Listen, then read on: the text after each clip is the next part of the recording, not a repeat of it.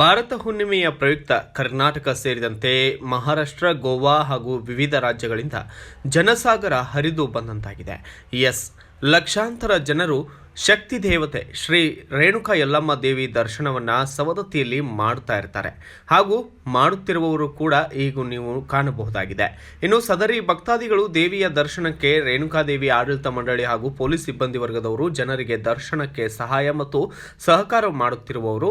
ದೇವಿಯ ಲೀಲೆಯನ್ನ ಭಕ್ತಾದಿಗಳು ರೇಣುಕಾ ನಿನ್ನ ಪಾಲಕ್ಕೆ ಉಧೋ ಉಧೋ ಎಂದು ದೇವಿಯ ಭಕ್ತಾದಿಗಳು ಹರ್ಷೋಲ್ಲಾಸದಿಂದ ದೇವಿಯ ದರ್ಶನವನ್ನು ಮಾಡುತ್ತಿರುವುದು ನಮ್ಮ ಕರ್ನಾಟಕದ ಒಂದು ದೊಡ್ಡ ಜಾತ್ರೆ ಇದಾಗಿದೆ.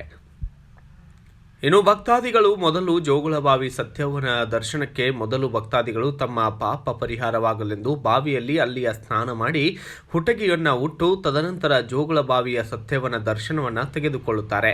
ಇದು ಮೊದಲಿನಿಂದಲೂ ಬಂದಂತಹ ಪದ್ಧತಿಯಾಗಿದ್ದು, ತದನಂತರ ಶ್ರೀ ರೇಣುಕಾದೇವಿ ದರ್ಶನಕ್ಕೆ ಸುಮಾರು ಗಂಟೆಗಳವರೆಗೆ ಸರತಿ ಸಾಲಿನಲ್ಲಿ ನಿಂತು ಸಾಮಾನ್ಯ ಜನರು ದರ್ಶನವನ್ನು ಪಡೆಯುತ್ತಿದ್ದು, ಅದರಲ್ಲಿ ವಿಶೇಷ ದರ್ಶನಕ್ಕಾಗಿ ಸರತಿ ಸಾಲಿನಲ್ಲಿ ಶುಲ್ಕ ಭರಿಸಿ ದರ್ಶನವನ್ನು ಪಡೆಯುತ್ತಿದ್ದಾರೆ.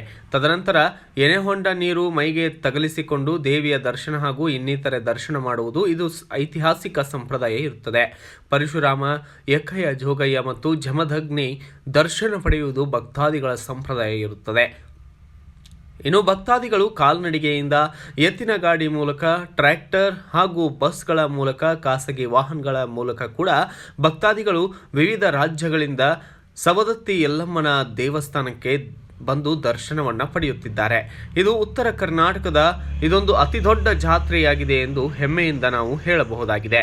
Bureau report, Raju Munde, BV5 news Kannada, Savadatti. Thanks for watching. Read, discuss and debate with editor Dr. Yan Prashant Rao. Wanted reporters in print, digital and visual media for Bharat Vaibhav Daily Newspaper, BV News 5 Channel and BV Fast Web News from all the talukas of Karnataka, Goa and Maharashtra. If interested, send your resume to 9019229369.